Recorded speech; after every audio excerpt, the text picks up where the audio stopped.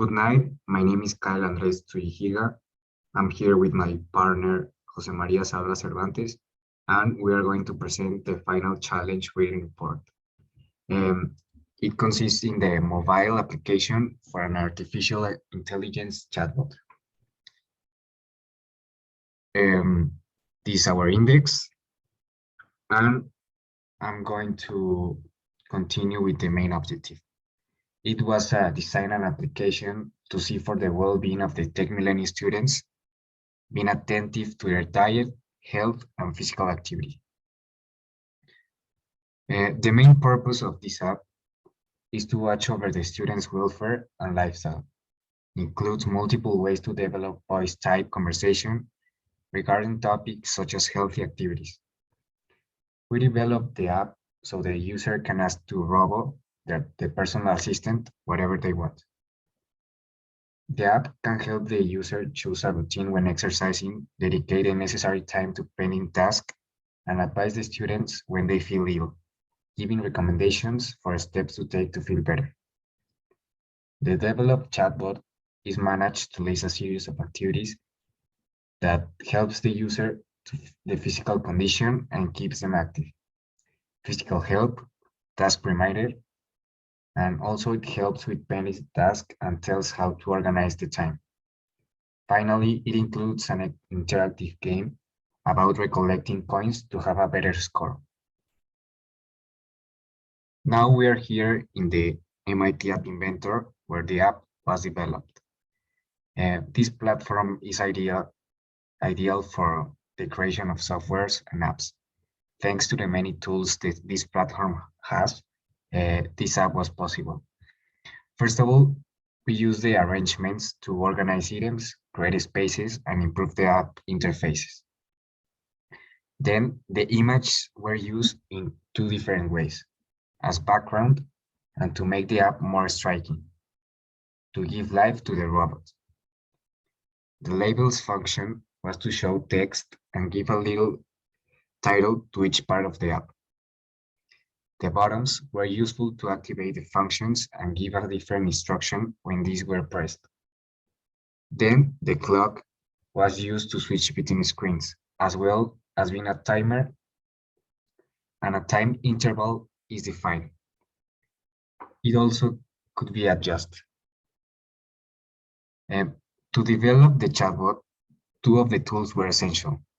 The text-to-speech that was used to define the language, while the speech recognizer converts the spoken sound into text using the voice recognition function. Then, for the game to work, the canvas and the sprite were important. In it, you can draw, sketch lines, and shapes. By the other hand, the sprite serves as an animate image that interacts with the canvas. Finally, to conclude the game, we use a notifier to make the game over animation. The notifier served as an alert to notify the students that the game was over. And well, for the manual of the application, we will start by explaining that the proper application works by voice recognition. This means that any interaction between the chatbot and the user will be by speaking. And the voice recognition and speech recognition elements already explained before. Well, once the application is launched, the cover screen will be shown right off, and after 4,000 milliseconds or 4 seconds, the proper cover page will be immediately swiped off. After the 4,000 milliseconds passed, the proper chatbot screen will be displayed. This will ask with a little salutation. We'll start with a little salutation, including the phrase, "Hello, I am Robo. What can I do for you?" Well, there are two possible pressing buttons that we can click. The yellow one is the menu button, which will return automatically to the cover page, and the tell me button. This will be used to trigger the speech recognizer element, and therefore the mobile phone will ask um, for a permission to be activated.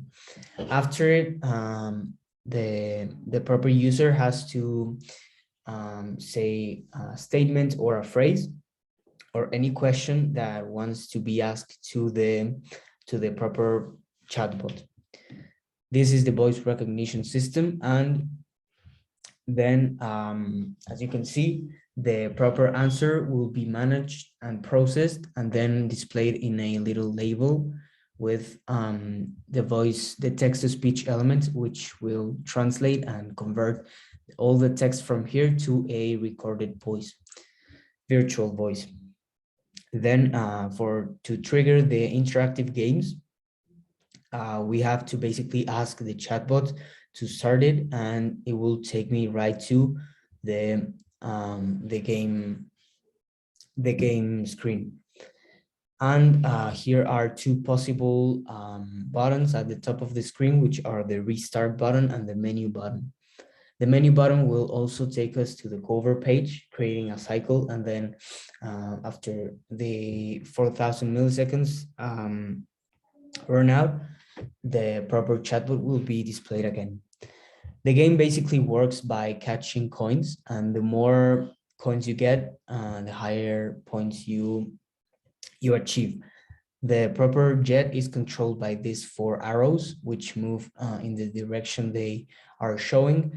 And whenever the proper sprite showing the jet collides with the edge of the canvas,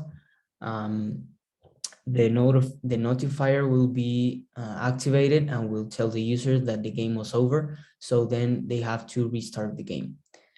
If after the game we want to continue speaking to the chatbot, we have to click on the menu button, wait the 4 seconds, and then continue our interaction with it.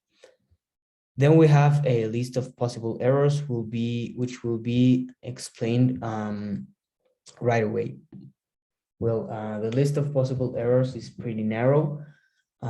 It is only basically that the troubles with the voice recognition could be occurred. This is because the application depends on the proper mobile phone microphone installed on the user's mobile phone. And this is an external situation that we cannot control, and therefore the application can be failing because the microphone doesn't recognize the proper triggering words for the answers. Then we have unwanted responses. This is because while we were testing the application several times, the answers may suddenly display, which are not regarding the topic of the conversation. And the last one is the unorganized images and arrangements, depending on the user's screen. In certain mobile phones, the background has a pre-programmed function to change the size properties in order to fit correctly to the size of the user's screen.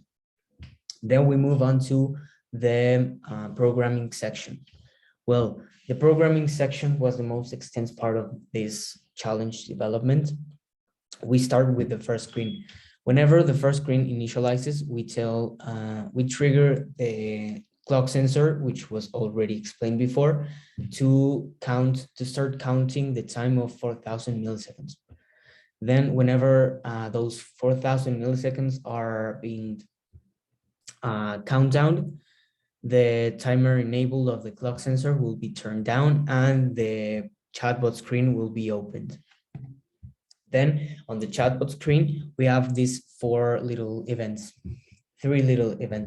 The first one is when the button is clicked, which is the tell me button, the speech recognizer will be activated, asking for the user's permission to access to the microphone. Then we have a variable to change the response according to the proper flow of the conversation. Then we have the speech recognizer, which is the element we already explained on the App Inventor elements. This will be indicating to the app that whenever the speech recognizer gets the text of the user speaking, The app will call a procedure named response, which will be explained later on the flowchart of the conversation. Then we have another condition that it's used for the animation of the robot. Whenever the chatbot is speaking, an animation would be started. This is thanks to this procedure, which we will show immediately right after we swipe off. Well, for the animation, we use a variable and the proper procedure showed on the previous timer. The value will change because as we cannot upload the GIF images or the GIF documents to the App Inventor, we have to manually create the animation by showing consecutive images one by one with a short amount of time between all the appearances to create the visual effect of an animation. This is basically the procedure to get it. We have a condition. Whenever the value is less than the limit of the total images we have, then the value will be increasing to one by one. And else, if this situation is not fulfilled, the proper animation will be canceled and swiped to value 1. And then the image will be depending on whatever value this variable tells me, and will create the visual appearance of an animation. Then we have the game. For the game, we have to trigger it, of course, with the chatbot. We have to tell it that we want to play some game, or the triggering word is game. We can add any complement. Well, after the game is opened, we have the programming of the proper game screen. Whenever the screen game initializes, this procedure will be called, and this procedure is the same as this one, but extended. Well, this procedure starts with placing all the sprites, the jet sprite at the middle of the total measurements of the canvas, and setting the speed to 5, which will make the sprite to move, and the total points will be changed to 0. Why we use a procedure here?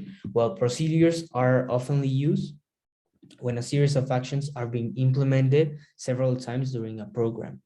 In this case, the procedure indicates that the image sprites need to be moved to a certain location in the canvas element, as the X and Y positions are being divided by half of the canvas total measurement. And these are the 4 conditions for the moving of the spaceship.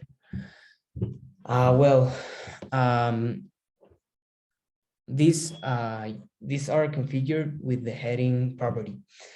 If the right numbers are being established on the heading properties, the image will move to the right, to downside, upside, or to the left.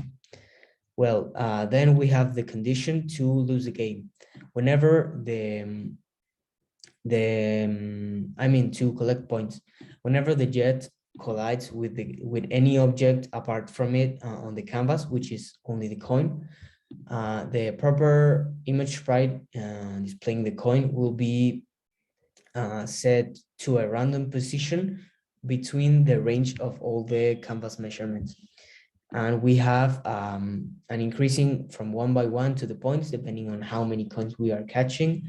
And whenever we catch a coin, the jet speed will be increased 1 by 1. Well, now we have the proper game over case or situation, which is whenever the jet reaches any edge of the canvas, the jet speed will be changed to a 0 value, which will cause the sprite to be static, and the notifier will be taken into action and display a message, including the game over message. Then we have these 2 buttons, which are the button 1 and the button restart. The button restart will also call the procedure start game, since we are starting the game from 0, and the button 1 is to return to the menu, which will open the cover screen. Then we have the flow of the conversation. This was on the chatbot screen, and this was the most extensive part of the programming. Well, the organization of the conversation was arranged vertically, and in order to, so the ideas were clear and the flow of the conversation was natural and with multiple answers to each question. The procedure response is commanded by the speech recognizer after the user speaks to the chatbot. This has a large amount of events or if blocks. So whenever a triggering word was mentioned regarding the same topic for the same block, the chatbot would know how to interact with the user. Well, the basic flow of the conversation is whenever I tell something to the chatbot will automatically decide whether to answer me or to ask me another question. For example, if I ask to the chatbot that if I say the statement that I feel physically ill or sick, then the chatbot will identify those triggering words and will ask me if I ate well yesterday, or if I feel physically ill, or when did I start feeling this way. And that is all the multiple options we have to develop the conversation so it can be more natural. Of course, all of this is summarized into what I just said.